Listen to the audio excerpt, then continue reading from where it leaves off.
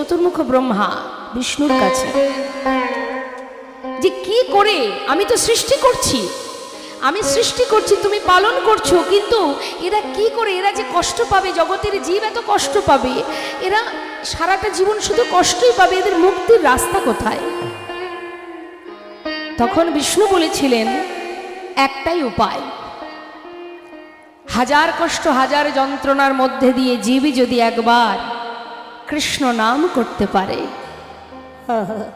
বিষ্ণু চরণ স্মরণ করতে পারে, গোবিন্দ চরণ সার করতে পারে, তাকে ভালোবাসতে পারে, তবেই সে মুক্তি পাবে, উদ্ধার হবে।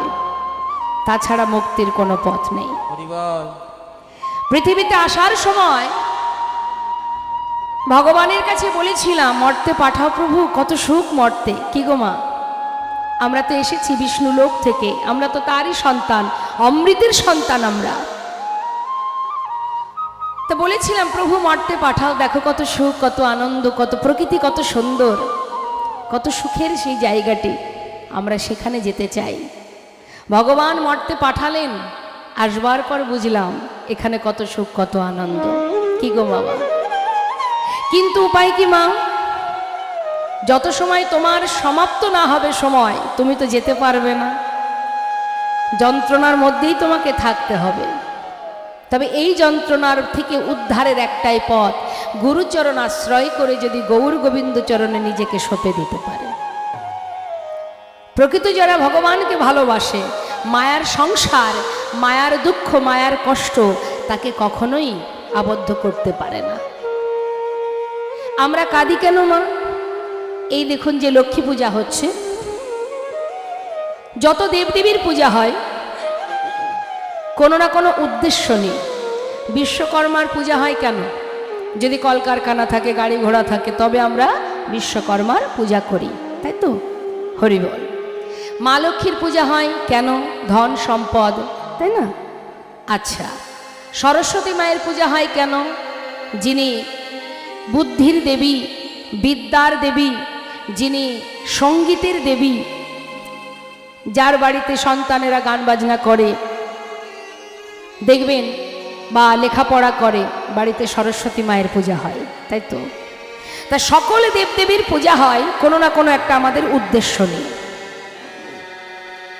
কিন্তু ভগবানের সেবা, ভগবানের পূজা শুধুমাত্র গোবিন্দচরণ পাওয়ার আশায়। ভগবানের সেবা আমরা করি, বাড়িতে নাম যজ্ঞ করি, যে যেখানেই করুক না কেন, গোবিন্দ সেবার এটাই মূল উদ্দেশ্য, যেন তোমার চরণে মতি থাকে, ভক্তি থাকে, ভালোবাসা থাকে, আর কিছু চাই না প্রভু।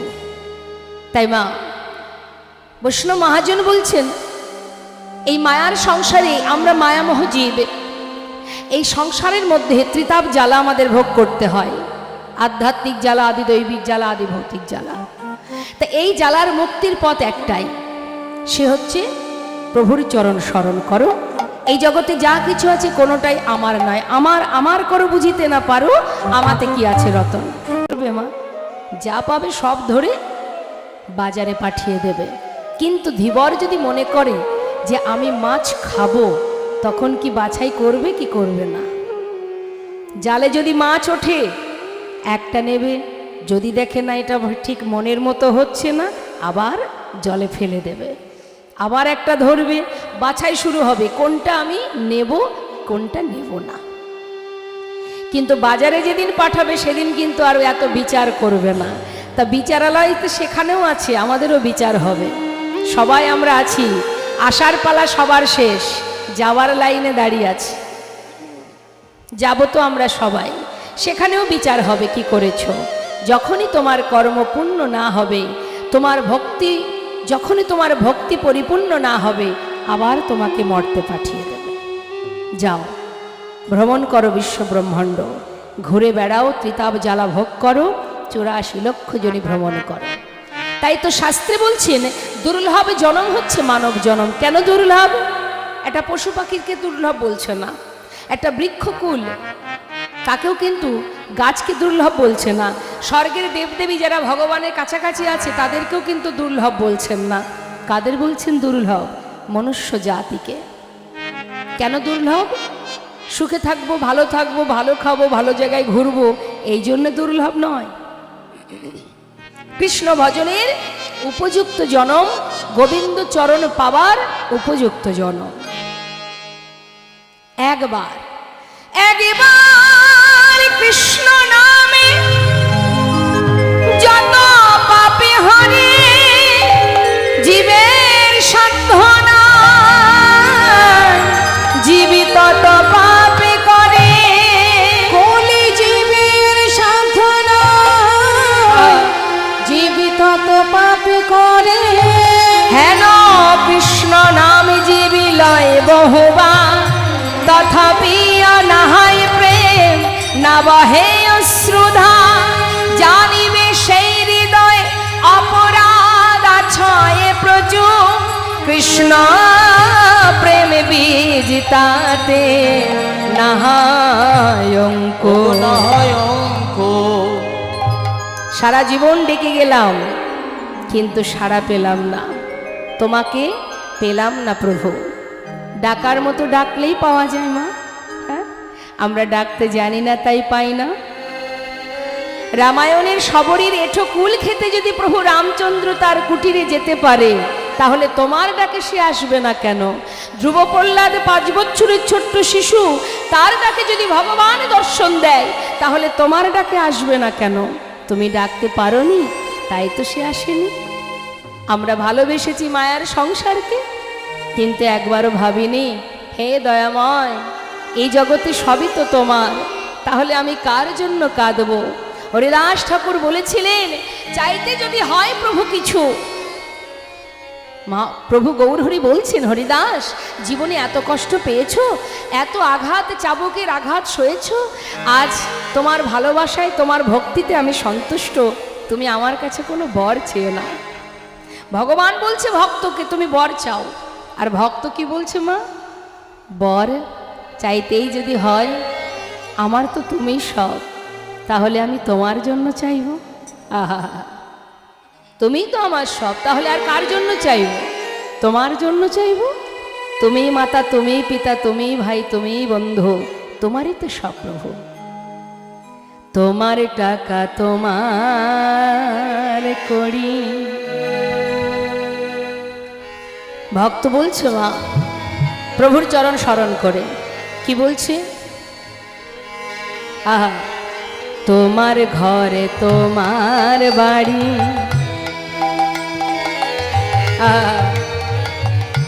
তোমারই খায় তোমার পরি।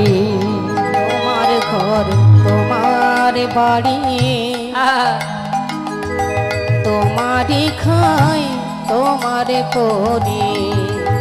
অগ তোমার দেশে ঘুরি ফিরি, তোমার দেশে ঘুরি ফিরি, তোমায় পাই না। হরি বলতে কেন নয়ন ঝরে না? হরি বলতে কেন নয়ন ঝরে না? হরি বলতে কেন নয়ন ঝরে না? তোমার টাকা তোমার করি, আমার আমার করে মরি। তোমার টাকা তোমার করি, আমার আমার করে মরি। তোমার তবিল নাড়ি চাড়ি, তোমার তবিল নাড়ি চাড়ি, তোমার তবিল নাড়ি চাড়ি, তোমায় পাই না। হরি বলতে কেন নয়ন ঝরে না? হরি বলতে কেন নয়ন ঝরে না? আমার একটু কষ্ট হলে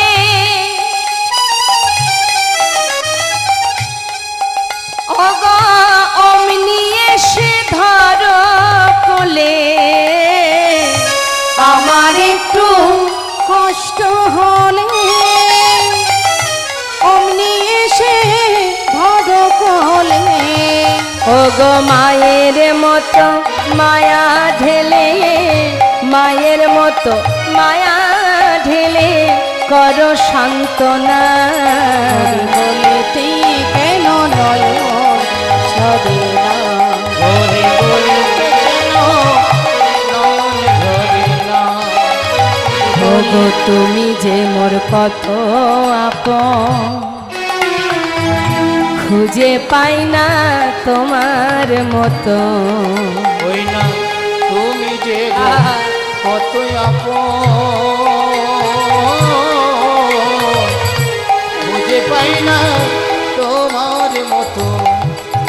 সেটা কে? কে আমার মালিক? আমার আশা কোথা থেকে? যেদিন আমি আমাকে জানতে পারবো, আমি আমাকে চিনতে পারবো, সেদিন আমি ঈশ্বরকে জানতে পারবো। তার আগে জানা যাবে না। আমরা তো সবই এই সংসার জীবনে মিথ্যে গোলক ধাঁধায় ঘুরে বেড়াচ্ছি। দিবস রজনী আবল তাবল পাঁচালো পড়িতে পারো, তাহার ভিতরে একবারও কি কৃষ্ণ বলিতে নারো। হরি বল। মনুষ্য জন্ম পাইলে কি হয়? করহ ভূতেরও কাম। তার মানে মা বুঝতে পারছেন কি বলছি? মনুষ্য জন্ম পেয়েছি, কিন্তু সংসারে যা কিছু করছি কি কাজ? মনুষ্য জন্ম পাইলে কি হয়? করহ ভূতেরও কাম, তা না হইলে কখনো কি বলহ গোবিন্দের নাম। সংসার জীবনে মায়ার সংসারে শ্রীমতী রাধারানী আয়ানের ঘরণী হয়ে সেখানে রন্ধন করেছে, কর্ম করেছে, সকলের কথা রেখেছে, শাশুড়ির কথা শুনেছে, ননদিনীর কথা শুনেছে, তার মধ্যে দিয়ে নিজের কর্ম করে গেছে। প্রতিটা নিঃশ্বাসে প্রশ্বাসে নিজেকে সঁপে দিয়েছিল গোবিন্দ চরণে। তিনি বুঝিয়ে দিয়ে গেছেন যে কেমন করে কৃষ্ণ ভজন করতে হয়। লাঞ্ছনা গঞ্জনা সয়েও গোবিন্দ ভজন করা যায়। আমরা দেখবেন অনেকে, অনেক পরিবার আছে বাবা, অনেক ফ্যামিলি আছে, অনেকে বলে, যদি বলা হয় যে মা তুমি কীর্তন শুনতে গেলে না, যাবে না? বলে না, আমাদের কালচার নেই, আমাদের ফ্যামিলিতে বউ যায় না, শাশুড়ি যায় না, আমাদের সে কালচার নেই। হরিবোল হরিবোল। তাহলে শাশুড়ি যায় না বলে বৌমার ইচ্ছা হলেও যেতে পারছে না, যেহেতু কালচার নেই, যাওয়ার উপায় নেই। তাহলে একবার ভাবতে হবে মা, কেউ যাচ্ছে না বলে সে আসতে পারছে না, তাই তো? কোনো না কারণে সে আসতে পারছে না। বেশ, ঘরে তো মন্দির আছে, নিয়মিত যদি সন্ধ্যাবেলায় বসে বসে যদি আমি ভগবানের নাম করি, সন্ধ্যারতি করি, হাতে করতালি দিয়ে হরি নাম করি, যদি ভাগবত অধ্যয়ন করি, আজ না হোক কাল সে, কাল না হোক পশু, আসতে সে বাধ্য হবেই এই পথে। নিতাই গৌর হরি বল হরি। তাই নিজেকে তৈরি করে নিতে হবে, নিজের কর্ম দ্বারা নিজেকে সেই জায়গা তৈরি করে নিতে হবে, কেউ করে দেবে না। চলছে এখন দামোদর মাস, অনেকেই আছেন হয়তো ব্রত করছেন, প্রত্যেকেই করবেন কোনো না কোনো ব্রত। অনেক রকমের নিয়ম আছে, তার মধ্যে যে যেটা পারবেন সেটা আপনারা গ্রহণ করতে পারেন। তুলসী তলায় তুলসী বৃক্ষে জল দেওয়া, আকাশ প্রদীপ আপনারা প্রতিনিয়ত দেবেন। আপনাদের পরিবারে যে কজন আছে সবাই একটা করে দ্বীপ দেবেন প্রতিদিন, মাটির প্রদীপ কিনে আনবেন, বা যে যেভাবে পারবেন, যার যেভাবে সম্ভব। ভগবানের কৃষ্ণচন্দ্রের তার এমনই আদেশ, এমনই তার নিয়ম যে কঠিনভাবে কিছু নয়, তুমি যেমনটা পারবে কিছু না কিছু করবে, একেবারে বন্ধ নয়, কিছু না কিছু করবে, যে দিক থেকেই পারো। নববিধা ভক্তির কোনো না কোনো এক পথ ধরে গেলেই গোবিন্দ চরণে পৌঁছানো যায়। তাই আজ দ্বারে এসে দাঁড়িয়ে ডাকছে, মা মা মা, একটু দরজা খোলো না। মা দেখছে, সচিমা ভাবছে এত রাত্রে বৌমা ডাকছে, কি ব্যাপার। তিনি আবার ভালো চোখেও অত দেখতে পান না, যাই হোক কোনো রকমে লাঠিটা হাতে নিয়ে এক পা দুপা করে দরজাটা খুলেছে। দেখছি অন্ধকার। আরে বৌমা, এত অন্ধকার, এত তাড়াতাড়ি কেন উঠেছো মা? সংসারের কাজ করবে বলে এত তাড়াতাড়ি উঠতে হবে? যাও, দেখছো না এখনো অন্ধকার আছে, আর একটু ঘুমিয়ে নাও, একটু বেলা হোক তারপরে উঠো। মা সচিমায়ের কথা শুনে মা বিষ্ণুপ্রিয়া কাঁদছে। মা, আজ যে আমি বিপদে পড়ে এসেছি মা। বিপদ? কি হয়েছে বৌমা? আমাকে বলো কি হয়েছে? এত রাত্রে কি হয়েছে তোমার? মা, বলবো বলেই এসেছি, কিন্তু সাহস পাচ্ছি না। কেন? মনে মনে মা বিষ্ণুপ্রিয়া ভাবছেন যে প্রভু যে ঘরে নেই, এই কথাটা যদি মাকে বলি, সন্তান ঘরে নেই শুনলে তার তো বয়স হয়েছে, সে যদি নিতে না পারে, সহ্য করতে না পারে, তখন কি হবে? যদি আর একটা বিপদ হয়ে যায়। বলতে পারছে না। সচিমা বলছে, বৌমা তুমি না বললে বুঝবো কি করে কি হয়েছে, বলো আমাকে কি হয়েছে। মা বলবো বলে এসেছে, কিন্তু বলতে পারছি না। প্রভুকে নিয়ে আমি একই শয্যায় শয়নে ছিলাম, হঠাৎ আমার ঘুম ভেঙে যায়। আর যখনই ঘুম ভেঙে গেল, প্রভুর শয্যার উপরে হাত দিলাম। হাত দেওয়া মাত্রই কি দেখলাম জানো মা? মা তোমার সন্তান আমার প্রভু, সে আর ঘরে নেই মা, সে ঘর ছেড়ে চলে গেছে মা।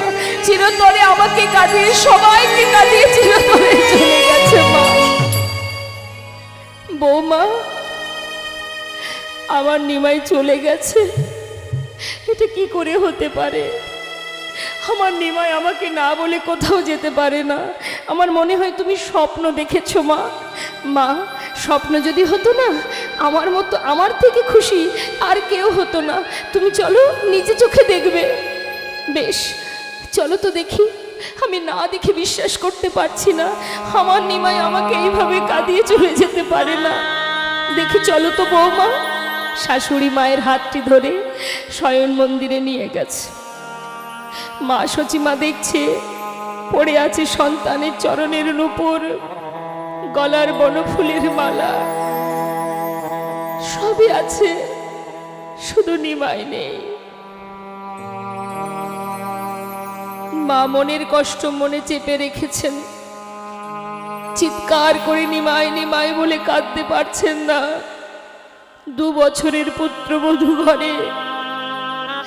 আমি যদি চিৎকার করে কাঁদি, তাহলে এই অভাগিনীকে কে সান্ত্বনা দেবে? আর তো কেউ নেই আমার। বৌমা আমার মনে হয় কি জানো, নিমাই তো হরিনাম প্রিয়, হরিনাম ভালোবাসে। নিশ্চয়ই হরিনাম করবার বাসনা জেগেছে, সেই কারণে হয়তো নিমাই আমার ওই শয্যা ছেড়ে কাউকে কিছু না বলে, মনে হয় নদীয়ার পথে পথে কোথাও না কোথাও হরিনাম করে বেড়াচ্ছে। তো তুমি চিন্তা করো না মা, একটা কাজ করো, রাস্তাঘাট এখনো পরিষ্কার দেখা যাচ্ছে না, তুমি একটা লণ্ঠন দাও, আমি একটু দেখি কোথায় আছে আমার নিমাই। তাকে না নিয়ে আমি ফিরবো না, তুমি চিন্তা করো না। আমি তোমায় কথা দিচ্ছি, নিমাইকে নিয়ে তবেই আমি ঘরে ফিরবো। তুমি এসো, আমি 2টি বাহু প্রসার করে আছি। এসো হরিদাস, আমার বুকের মাঝে এসো, আমি তোমায় ডাকছি। গৌর হরি,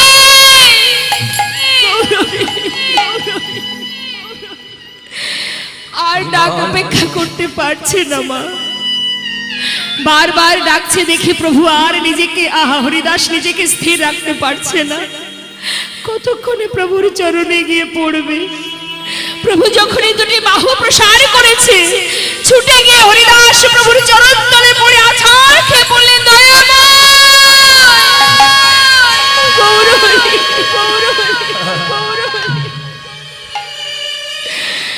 তোমার কেমন করুণা দয়াময়, তোমার কেমন দয়া, আমার মতো পাষণ্ড তোমার চরণে ঠাঁই দিলে প্রভু।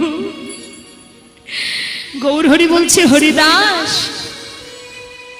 তুমি জানো না, তুমি নাম না করলে আমি সুখ পাই না।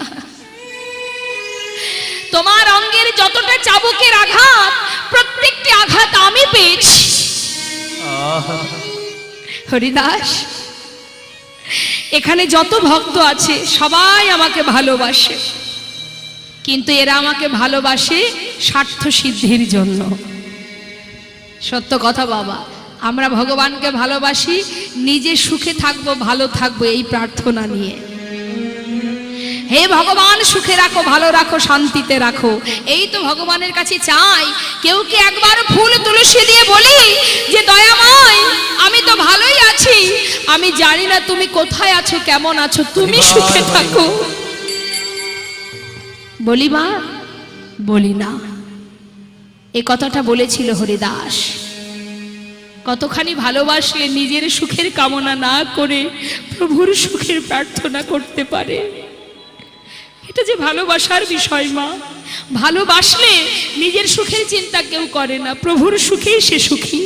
রাধারানী বলে, সখী রে, আমাকে জয় না দিয়ে, আমাকে ভালো না বেশি যদি আমার প্রাণনাথকে তোরা ভালোবাসিস, আমি তার সুখে সুখী, আমি তার জয়ে জয়ী। তাই হরিদাস ঠাকুর যখন চরণ ধরে কাঁদছে, তখন প্রভু বলছে, হরিদাস, আমার মনে বড় বাসনা, আমি তোমায় কিছু দেব, যেন চরণ ছাড়া করো না।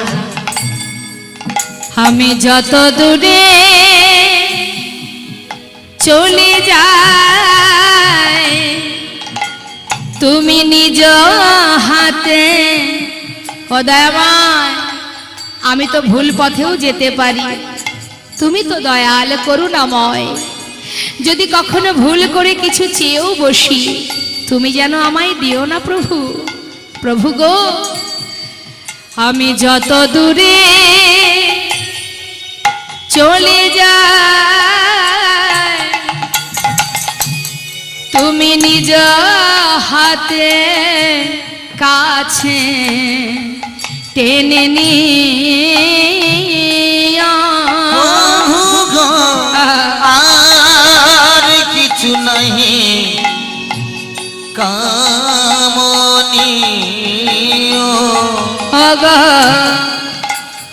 আমারে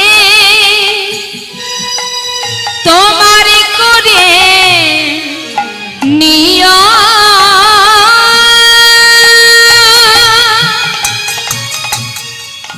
তুমি নিও,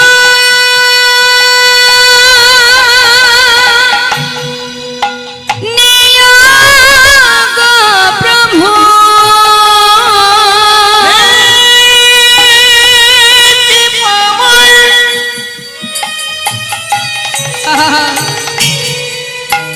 তুমি আমায় করুণা করো, তুমি ছাড়াই আমার আর কেহ না। হে কি মামা, হরি বল, হরি বল। করুণা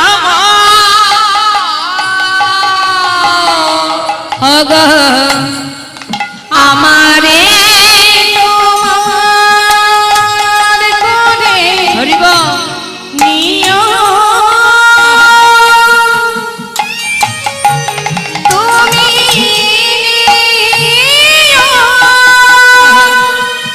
নিও গো প্রভু। ও গো প্রভু, আমার বলিতে কিছু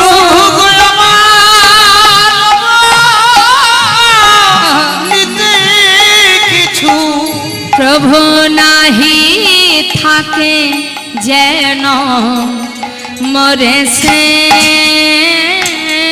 প্রভু গো, আর কিছু নহে কামনীয়, প্রভু তোমার চরণ ছাড়া হরি বল। আর কিছু নাহি কামনীয়। ও মা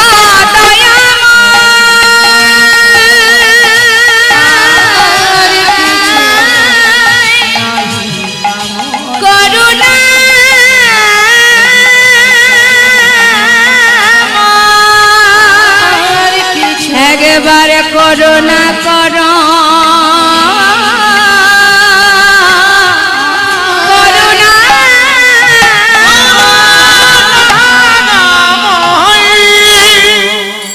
গৌর হরি বললেন, হরিদাস, চরণ ছাড়া তোমাকে করব না, কিন্তু এটা কি কোনো চাওয়া হলো? আমার বড় বাসনা, কিছু দিতে চাই। আমার চরণ ছাড়া করব না, কিন্তু মনে বাঞ্ছা আমি কিছু দেব। বলো কি নেবে?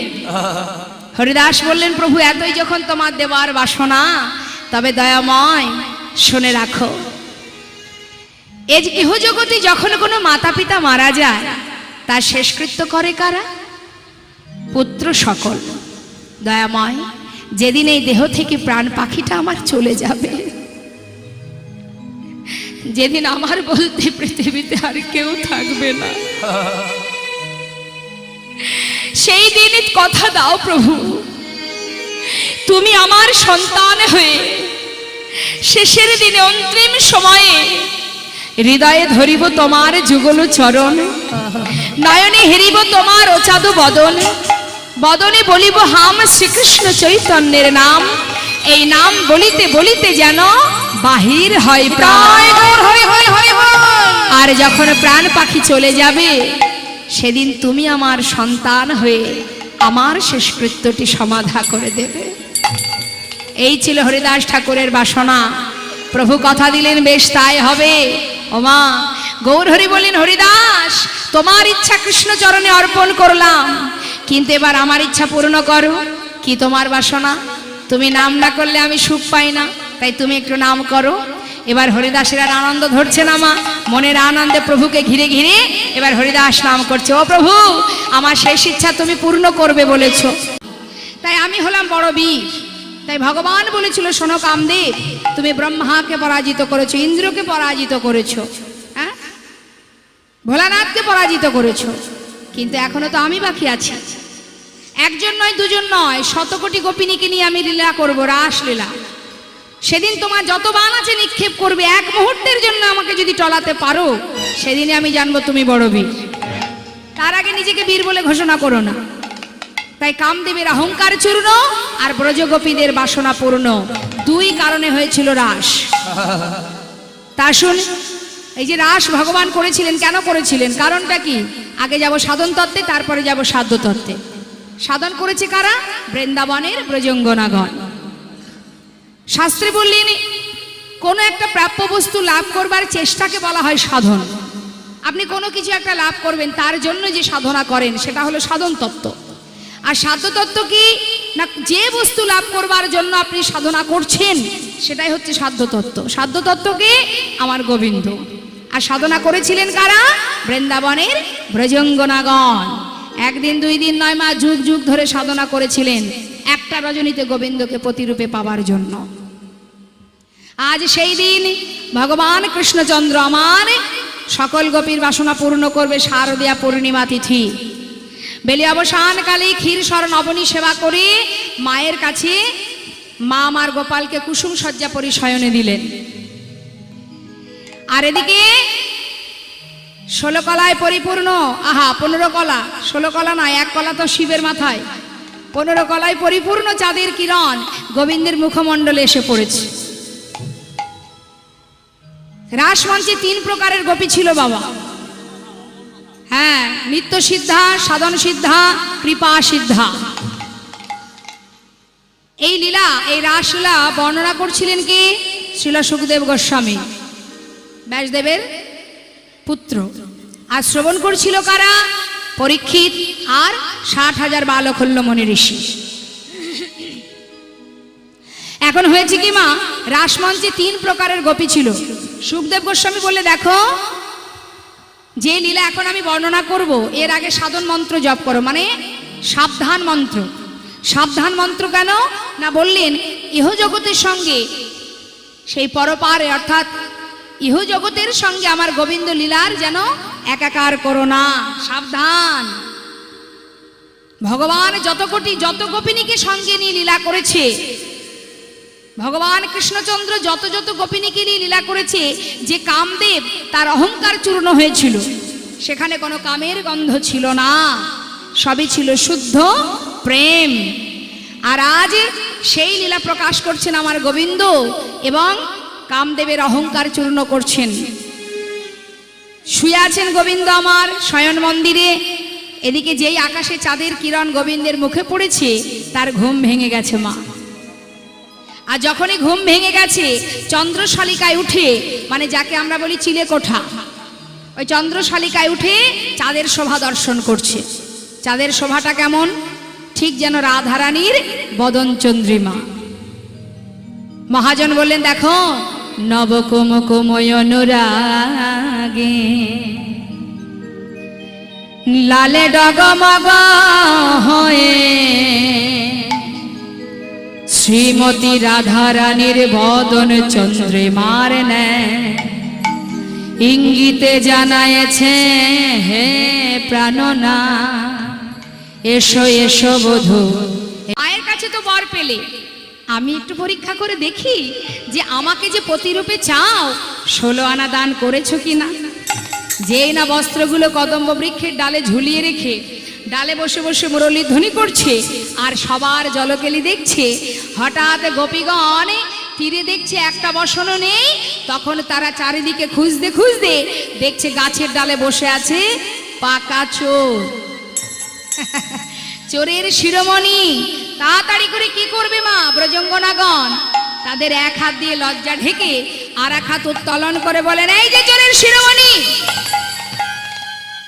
ব্রজমাইদের ঘরে ননি চুরি করে তোমার স্বাদ মেটে না, এখন আমাদের বসন চুরি করছো। গোবিন্দ বলছে, আরে আমি তো কোনো অন্যায় করিনি। করনি মানে? বস্ত্রগুলো ডালে ঝুলিয়ে রেখেছো, ব্রজগোপীদের জলকেলি দর্শন করছো, আবার বলছো দোষ করনি।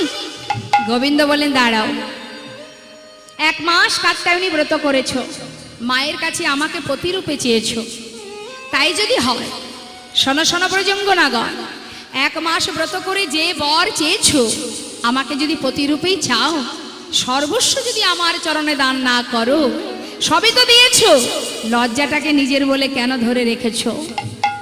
16 আনা দান করো, তবেই তো তোমাদের বাসনা পূর্ণ হবে। যেই না বলা মা, সকল গোপীর ভুল ভেঙে গেল।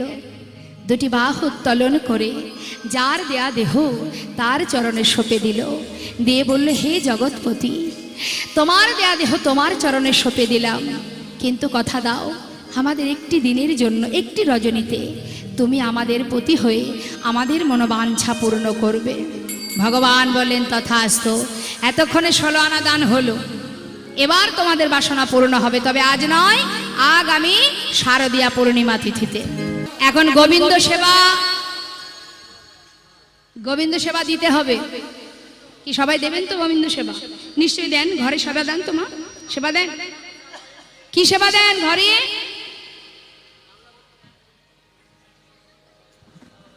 জোরে জোরে বলুন না। বাতাসা, খই বাতাসা, ভোগ দেন। কি ভোগ দেন? নকুলদানা। আচ্ছা, এখন হলো কি শুনুন, গোবিন্দ সেবায় সকল গোপী যাচ্ছে, কেউ কিন্তু খালি হাতে যাচ্ছে না, সবাই গোবিন্দের জন্য কিছু না কিছু নিয়ে যাচ্ছে। আর আজ কমিটির দাদাদের হয়ে, ভক্তগণের হয়ে আপনাদের কাছে ভিক্ষার ঝুলি নিয়ে যাবে। আপনারা ঘরে কি সেবা দেন না দেন সে তো সবাই জানে। নকুলদানা ছাড়া গোবিন্দের জন্য আর আছে কি? হ্যাঁ, 2টো নকুলদানা, তার বেশি না। 3টে পড়ে গেলে একটা তুলে ঘবার রেখে দিই আমরা, তাই না? আবার যদি দেখা গেল যার একটু ভক্তি বেশি, সেই মা হয়তো সেবা দিতে গিয়ে মনে মনে ভাবে 2টো দেবো, না না আর 2টো বেশি করে দিই। এখন এই দিতে দিতে যদি ফুরিয়ে যায়, স্বামীকে যদি বলে, শোনো এই নকুলদানা ফুরিয়ে গেছে কিন্তু, হ্যাঁ নকুলদানা নিয়ে আসবে, স্বামী হয়তো বলে উঠলো, এই তো নিয়ে এলাম, এর মধ্যে ফুরিয়ে গেল, একটু কম করে দিতে পারো না? তাই না মা?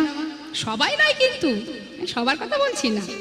এখন যাই হোক, নকুলদানা যে সেবা দেন ভগবানকে সারা দিনের মধ্যে, একবার হয়তো কি 2বার, তাই সেই নকুলদানাটা কি নিজে খাওয়া হয়? হয় কখন? সেবার তো দিলেন, কিন্তু সেটাকে নিজে খাওয়া হয়? হয় না। অনেকের বাড়িতে দেখেছি মা, ওই যে সকালবেলা স্নান করে শুদ্ধ বসনে নকুলদানা দিয়ে এলো 2টো, আর সেদিকে তাকানোর সময় নেই। কি করে তাকাবে? সকাল হলেই স্বামীর গরম গরম ভাত, ছেলে মেয়েদের জন্য গরম গরম ভাত, নানাবিধ তরি তরকারি, এখনকার খাবার রাত্রে খাবো না, রাত্রেটা দুপুরে খাবো না, এই যে নানান চব্যচস্য লেচ্চপিয় করতে করতেই তো রান্নাঘরে দিনটা কেটে যায়। আর সেই নকুলদানা যে গোবিন্দকে দিয়ে এলাম, সুযোগ পেয়ে কালো কালো পিঁপড়েরা চিন্তা করে, তোরা তো আর খাবি না, আমরাই গিয়ে খেয়ে আসি। তারা উদ্ধার হয়ে যাবে, আমরা কেউ উদ্ধার হতে পারবো না মা। আর চাইবার সময়, ভগবানের কাছে চাইবার সময় কি করি? হে ভগবান, ধনং দেহি পুত্রং দেহি যশং দেহি রূপং দেহি। ব্রাহ্মণ ঠাকুর বলে না, বলো ধনং দেহি পুত্রং দেহি বিদ্যাং দেহি যশং দেহি, মানে সব দিয়ে যাও, সব দিয়ে যাও, যা যা বাকি আছে সব দিয়ে যাও, কিন্তু দেওয়ার বেলায় দুটো নকুল দানার বেশি আর দেব না। তেমন ভগবানও আমাদের জন্য একটা জিনিস দিয়েছে, প্রতিদিন যখন তুই মিষ্টি খাওয়াস তাহলে সুগারটা তোরাই ভোগ কর। নিতাই গৌর। ওই জন্য এখন ঘরে ঘরে সুগার হচ্ছে, কি তাই তো? সবার সুগার, দাঁড়ান, যার হয়নি তারও হবে, আমাদেরও হবে। নকুল দানা দিলে এটাই হবে, একটু মাঝে মধ্যে পাল্টে টাল্টে দিতে হবে তো, শসা টোসা দিতে হবে, ফল ফলারি দিতে হবে, ক্ষীর সরণ ননি মাখন। আমরা যেমন ভালো মন্দ মিশিয়ে খাই, তাকেও একটু ভালো মন্দ মিশিয়ে দিতে হবে। যাই হোক, এখন কমিটির বাবারা আপনাদের কাছে যাচ্ছে গোবিন্দ সেবার জন্যে। ওই নকুল দানা কিনতে গেলে যেমন 10-12 টাকা 20 টাকায় হয়ে যায়, হ্যাঁ, আজকে কিন্তু সেরকম দিলে হবে না, একটু বেশি বেশি দেবেন, তাহলে আমি জানবো যে আপনারা ওই নকুল দানার পয়সাটা দেননি, মাখন কেনার জন্য পয়সা দিয়েছেন। একটু বেশি বেশি দেবেন, হ্যাঁ। যাচ্ছে কিন্তু কেউ ফিরিয়ে দেবেন না, গোবিন্দ সেবার জন্য আপনারা সবাই দেবেন। রাস মঞ্চে সকল গোপী গোবিন্দ সেবার জন্য যেমন নিয়ে গিয়েছিল সেবার সামগ্রী, আপনারাও প্রাণ ভরে গোবিন্দের জন্য সেবার বস্তু আপনারা কিছু তো আনেননি, তার বিনিময়ে দক্ষিণা দিন, ঠিক গোবিন্দ সেবা হয়ে যাবে। নিতাই গৌর হরি বল। সবই যে বৃথা হয়ে যাবে, আমায় ছেড়ে দাও স্বামী, কলঙ্কিনী অসতী, এত রাত্রে স্বামীর কাছে যাবি? হাতটা ধরে ঘরের ভিতরে টেনে নিয়ে গিয়ে বাইরে থেকে দরজা বন্ধ করে দিয়ে বললেন, যা, আমি যদি তোর দেহপতি হই, আমার জন্য দেহটা রেখে তোর ওই মনটা নিয়ে যা সেই পরমপতির কাছে, দেখি কেমন করে যাস। চার দেওয়ালের মধ্যে বাধা পড়ে গেল মা। সেই গোপী ঘরের মধ্যে থেকে বলে উঠল, স্বামী, তোমার কথাই যেন সত্য হয়, এই অসার দেহ ফেলে মনটা নিয়ে আমি যেন গোবিন্দ সেবায় যেতে পারি। দেখা দা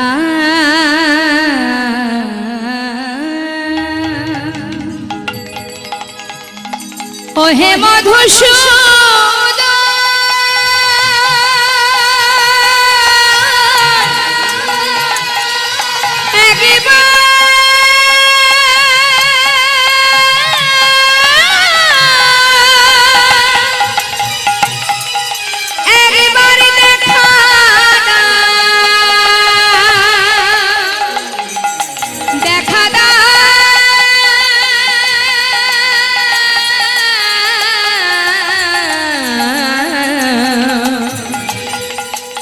ওহে বিপদ ভঞ্জন মধুসূদন, একবার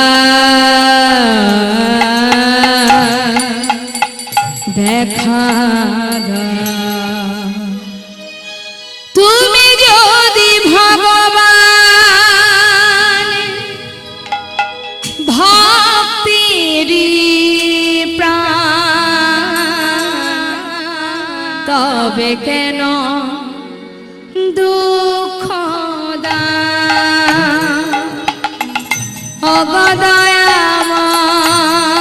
অগদয়াময়, তবে কেন দুঃখ যদি তুমি ভগবান। তার জন্য কাঁদতে কাঁদতে আজ আমি পাষাণ হয়ে গেছি। আর যদি নিমাই দেখতে নাও যায় আমার কোনো দুঃখ নেই, কিন্তু এই অভাগিনীকে কাঁদিয়ে আমি যেতে পারবো না। তুই আমাকে যেতে বলিস না, ফিরে যা, যেখান থেকে এসেছিস সেখানে চলে যা, আমি নিমাই দেখতে যাব না। ঘরের মধ্যে বিষ্ণুপ্রিয়া বলছি, কাঞ্চনা, একটু দাঁড়া। বাইরে এসে মাকে বলছে, মা, এ তুমি কি বললে? তোমার কাছে শুধু একটি বাসনা প্রভু, তুমি দেখা দিও শেষে দিনে,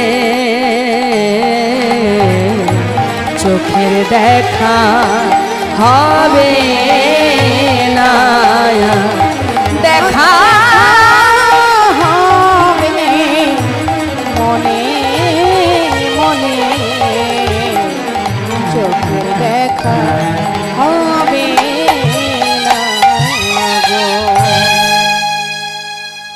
মা বিষ্ণুপ্রিয়া ঘরের মধ্যে বসে বসে কাঁদছে, আর এদিকে মা সচিমা। সেই দিন থেকে মা বিষ্ণুপ্রিয়া ঘরের চার দেওয়ালের মধ্যে নিজেকে বেঁধে রেখেছিলেন। মা নিজের মুখ আর কখনো বাইরে কাউকে দেখাতেন না। কেন? যে মুখ দেখলে প্রভুর বিঘ্ন ঘটে ধর্মের, সেই মুখ আমি আর কাউকে দেখাবো না। সারা জীবন আপনারা নবদ্বীপে যদি যান, দেখবেন মা বিষ্ণুপ্রিয়া সে ভজন কুটিরটা আজও আছে। চার দেওয়ালের মধ্যে নিজেকে বেঁধে রাখতেন আর কাষ্ঠ বিগ্রহ সেবা করতেন। গৌরের হরির কাষ্ঠ দারু বিগ্রহ সেবা দিতেন। সারাদিনে গৌর গৌর গৌর গৌর গৌর গৌর মুখে জপ করতেন, আর একটা করে চাল আলাদা করে রাখতেন। দিনের শেষে যেটুকু চাল হতো সেটাকে রন্ধন করে লবণ ছাড়া আলবণ সেই সিদ্ধ চালটা শাশুড়ি মাকে দিতেন। বাড়িতে যে কাজের লোক ছিল ঈশান, পৌরাণিক ভৃত্য ঈশান, ঈশানকে খাওয়াতেন। অবশেষে যেটুকু থাকতো নিজে সেবা করতেন। কেন? কোনো রকমে যাতে প্রাণটা বেঁচে থাকে। প্রাণ যদি বেঁচে না থাকে তাহলে প্রভুর সেবা দেব কী করে? সেই মা বিষ্ণুপ্রিয়া আর কোনো দিন প্রভু কোথায় আছে, কেমন আছে, রাধারানী তো জানতে পারতেন যে কখনো বৃন্দাদূতিকে পাঠাতেন, দেবর্ষী নারদকে পাঠাতেন, বিশাখা সখীকে পাঠাতেন যে পরাণবধূ কোথায় আছে, কেমন আছে, কিভাবে আছে, বার্তা নিয়ে আসতো সবাই। কিন্তু যেদিন থেকে মা বিষ্ণুপ্রিয়াকে ছেড়ে যান গৌর সুন্দর, আর কোনো দিন তিনি দেখতে পাননি, জানতেও পারেননি প্রভু কোথায় আছেন, কেমন আছেন। কিন্তু সেই থেকে মা বিষ্ণুপ্রিয়া সারা জীবন যতদিন ছিলেন ততদিন ওই গৌরের সেবা, গৌর ভজন করে গেছেন। কোনো কিছুই লাগে না ভগবানকে পেতে গেলে। তার একটা প্রমাণ আপনাদের বলি। মাঝখানে মা অনায়াসে ছোট্ট শিশু ভগবানের দর্শন পেয়েছেন, যেটা সত্য কাহিনী, সত্য ঘটনা। আপনারা যদি কখনো যান দর্শন করে আসবেন। আমার সৌভাগ্য হয়েছে, আমি দর্শন পেয়েছি। সেটা হচ্ছে শ্রীখণ্ড, বর্ধমান জেলা, পূর্ব বর্ধমান। শ্রীখণ্ড নিবাসী মুকুন্দ দাস, যে মুকুন্দ দাসের একটি ছেলে যার বয়স 12 বছর। জানি তাই এই 12 বছরের ছেলে, আস্তে মা, আস্তে কথা নয়, জনিতায় সামনে কথা বলবেন না। এই মুকুন্দ দাস তিনি ভালো কবিরাজি জানতেন। সেই সময়ে নবদ্বীপের যে রাজা ছিলেন নবাব হোসেন, সেই নবাব হোসেন তার শারীরিক অসুস্থতা ভালো করার জন্য চুরি করে ওই মুকুন্দ দাসের কাছে গিয়ে সুস্থ হয়েছিলেন। তা সেই মুকুন্দ দাস ভালো কবিরাজি করতেন। আগেকার সময় তো এত মেডিসিন ছিল না, সবই গাছগাছরা দিয়ে ওষুধ তৈরি হতো। আর এই ঘরে আছে গোপীনাথ বিগ্রহ মা আর ছোট্ট ছেলে 12 বছরের শিশু। এই হচ্ছে তার সংসার। গ্রামে একজন অসুস্থ হয়েছে বলে মুকুন্দ দাসকে যেতে হবে। এখন তিনি মনে মনে চিন্তা করছে বসে বসে যে আমার ঘরে গোপীনাথের সেবা, আর একদিকে আমার গ্রামে একজন অসুস্থ, দুই দিকেই আমার গুরুত্বপূর্ণ কাজ। তো আমি কোন দিকে যাব? দুটোই তো আমার প্রয়োজনীয় কাজ। এদিকে সেবা, একদিকে অসুস্থ, আমি একা মানুষ, কোন দিকে যাব?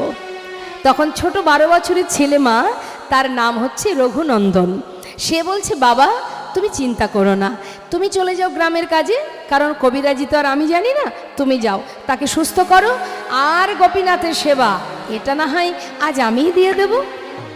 বাবা মৃদু মৃদু হাসছেন, বলছে দেখ বলেছিস ভালো কথা, কিন্তু সেবার তো অনেক নিয়ম আছে বাবা, তুমি তো জানো না, মন্ত্র জানতে হয়, নিবেদন মন্ত্র, আচমন মন্ত্র, তুমি তো কিচ্ছু জানো না। বাবা আমি না হয় তোমার মতো মন্ত্রতন্ত্র জানি না, কিন্তু আমি যদি গোপীনাথকে ভালোবেসে খাওয়াই, ও কি খাবে না? মুকুন্দ দাস ভাবলেন সত্যি তো, কেউ যদি ভক্তি ভরে খাওয়ায় তাতে আর মন্ত্রের কি বা প্রয়োজন। যাক তুই আমাকে বাঁচালি। শোন বাবা, রান্নাঘরে সব কিছু আছে, একটু কোনো রকমে রান্না করে আজকে তুই সেবাটা দে, কাল এসে আমি রান্না করে খাওয়াবো। ঠিক আছে বাবা, তুমি নিশ্চিন্তে যাও, চিন্তা করো না। চলে গেল মুকুন্দ দাস। ছোট্ট ছেলে 12 বছর বয়স, আপনাদের অনেকের ঘরেই আছে ছোট্ট ছেলে 12 বছরের শিশু। রন্ধনশালায় গিয়ে দেখছে মা সব কিছু গোছানো আছে, কিন্তু রান্না হয়নি। এখন সে তো কখনো রান্না করেনি, বাবাকে কথা দিয়েছি গোপীনাথের দায়িত্ব আজ আমার, তাই সে কি করেছে, রান্না বসিয়েছে। যা কিছু ছিল সব এক পাত্রে ঢেলে দিয়ে রান্না বসিয়ে দিয়েছে। রান্না কোনো রকমে সিদ্ধ হয়েছে মা, লবণ মানে লবণ নেই, সিদ্ধ করে পাত্রে ঢেলে নিয়েছে। নিয়ে এবার ছোট্ট শিশুটি এক পা দুপা করে মন্দিরে ঢুকেছে। পাত্রটা রেখে ডাকছে, গোপীনাথ, ও গোপীনাথ, শোনো, আজ বাবা ঘরে নেই, বাবা গ্রামের কাজে গেছে, আজ আমি তোমার দায়িত্ব নিয়েছি, তুমি এসে তাড়াতাড়ি খেয়ে নাও।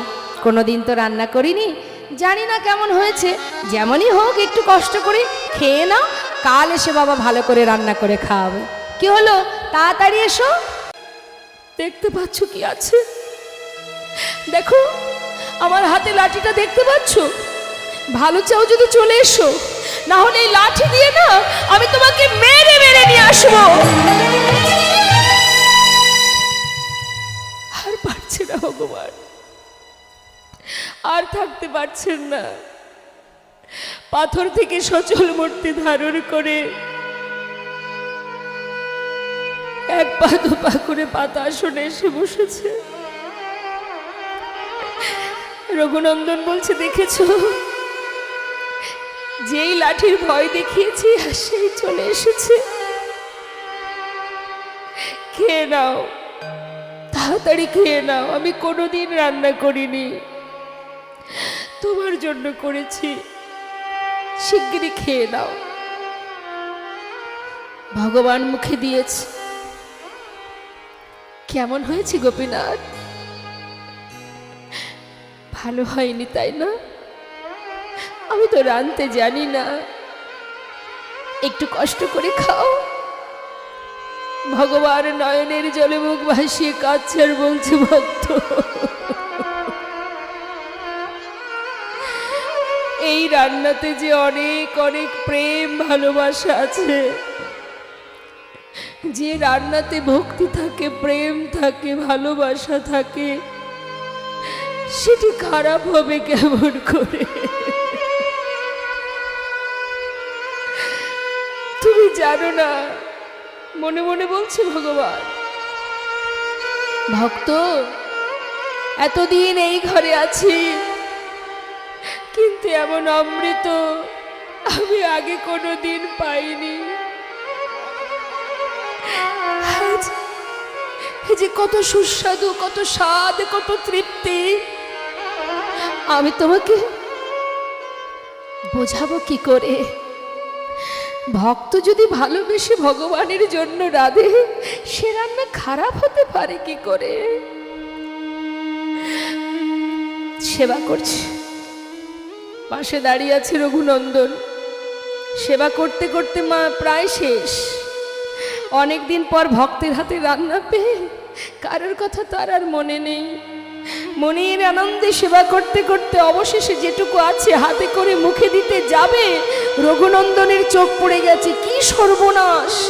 সবই তো খেয়ে, সবই যদি খেয়ে নেবে, আমরা কি খাবো?